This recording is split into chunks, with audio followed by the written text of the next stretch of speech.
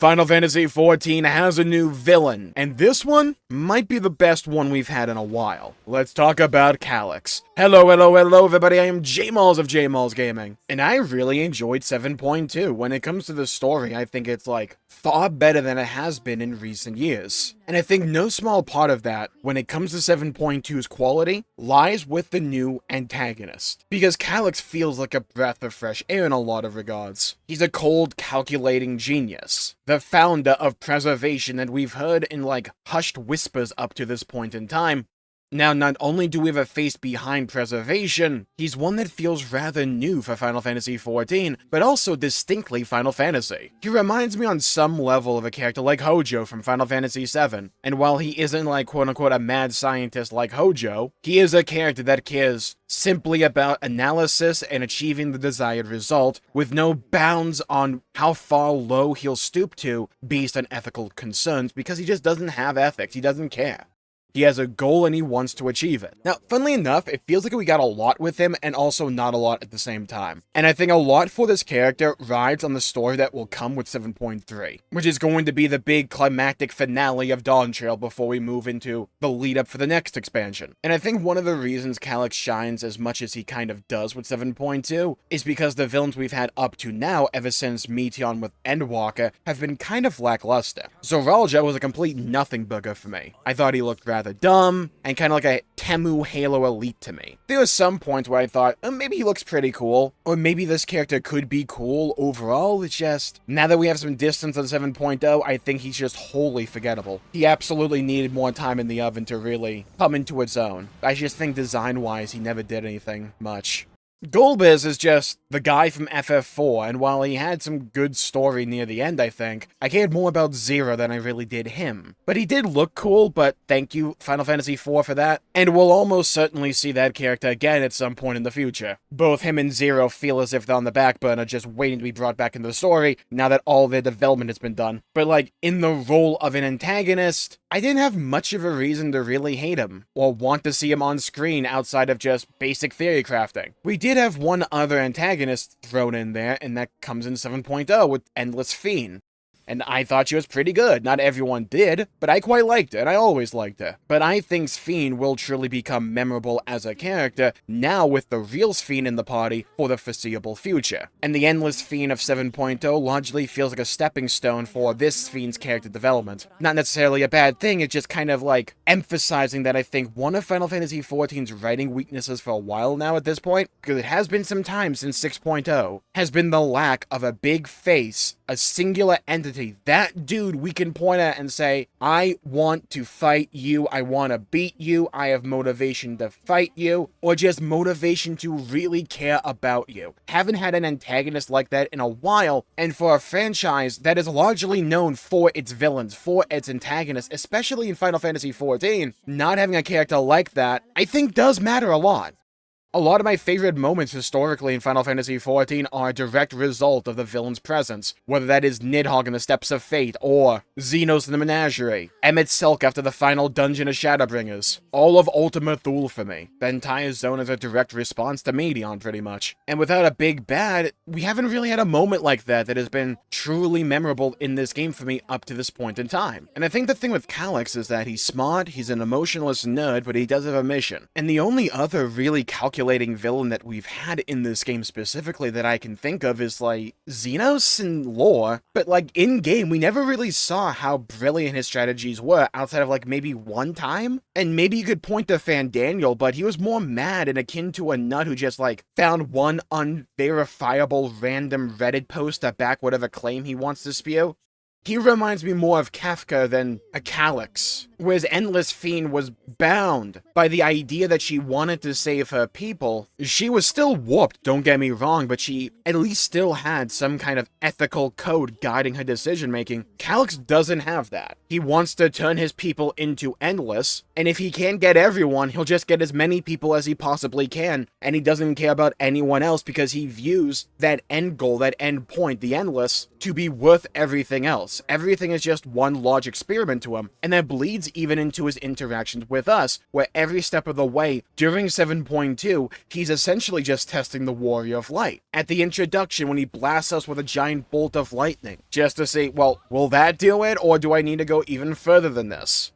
He tests us in the dungeon. He's like narrating the freaking thing. He tests us with the trial. And he's doing all of this just to gather data on us to find out just how tough we are. Because he's not familiar with us as a character, but he probably has heard the legends. He's probably heard the fables of just what we've undergone, what we've been through, and what we can truly accomplish. And he wants to sift through fact and fiction. Find out exactly what makes us tick. Where does that power come from? How is it activated? How can he possibly overcome it? And he's doing all of this not because he wants to defeat us, it's because we have the key to interdimensional travel, and he just wants that key. I imagine a plot point that could be explored in 7.3 is that he comes to the conclusion he can't just beat us up straight up. He has to manipulate us, probably hold someone hostage, and convince us to hand over the key himself. I kind of think that's the direction they're probably going to go the more I think about it, and I wind up to a single question. Is this guy meant to be here long term or no?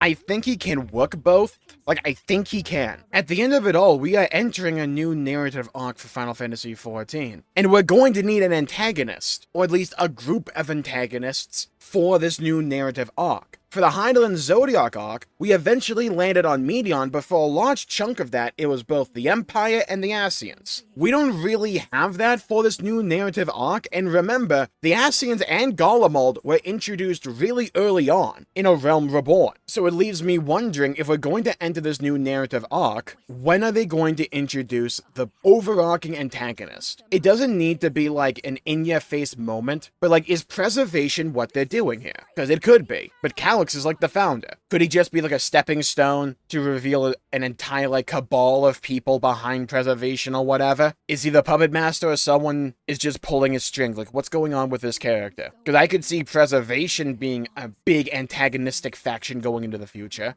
But when it comes to Calyx specifically, he kind of feels like a character that's going to get wrapped up with 7.3. Now, I don't think that's necessarily a bad thing, mind you. Remember, they can do a lot with a singular patch. Think of Elidibus back in 5.3. I think that's a great example of just how much development and how quickly they can make you fall in love with a character. Because up to that point with 5.3, I didn't care that much about Elidibus. But then 5.3 happened. I just don't know if I get a long-term feel from Calyx like I do with, say, Sphene. Sphene, I think, will be a long-term character and like a main traveling companion with the Warrior of Light going into this new narrative arc. That's the vibe I get from that character. That seemingly is what they're building that character up to be. Teasing her to have some kind of job, probably for trust. Teasing that she'll use a book, maybe be a healer. I think she'll be an Arcanist, so she can be like DPS or a healer. But like, when it comes to Calyx, just in terms of like who he is as a character, he just feels more like the antagonist for Sphene,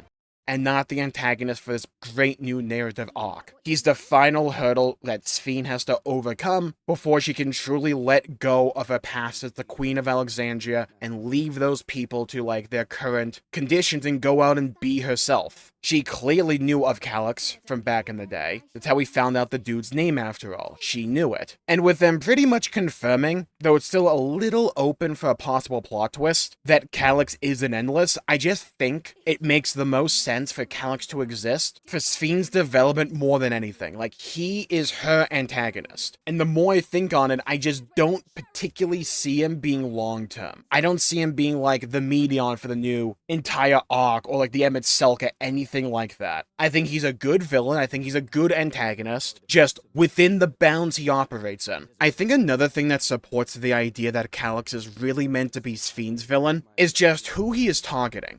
Because a good way to make a villain, like, memorable and to make you care about that villain and want to take him down is by having that villain harm something that the player is supposed to care about. But the things that Calyx is harming, and don't get this twisted, I don't view this to be a bad thing. It's just a choice. The things that Calyx is really targeting right now, specifically that we have seen in 7.2, they're more impactful for Sphene as a character. Wanting to turn the people of Alexandria into Endless. And sure, Sure, he hits us with the line that he's like willing to turn the people of the source into endless, hence why we also care. But he uses a robotic version of Zilenia, built on the memories of that character, to test our strength. But it has far more of an emotional impact on Sphene as a character because she knew and cared about Zilenia. It throws her over the edge.